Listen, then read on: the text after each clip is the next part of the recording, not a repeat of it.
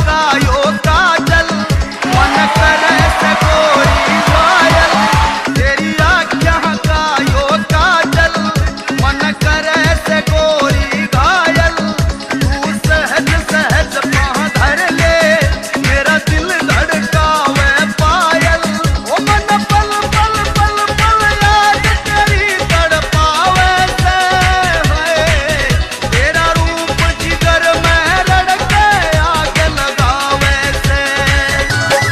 ओ मन पल पल पल पल याद तेरी तड़पावे से है। तेरा रूप जिगर में रड़के आग लगावे से। तेरी आँखों का यो काजल। अगर आपको ये वीडियो पसंद आया तो लाइक शेयर एंड कमेंट करना ना भूलिएगा और मेरे चैनल को जरूर सब्सक्राइब करना। Take care.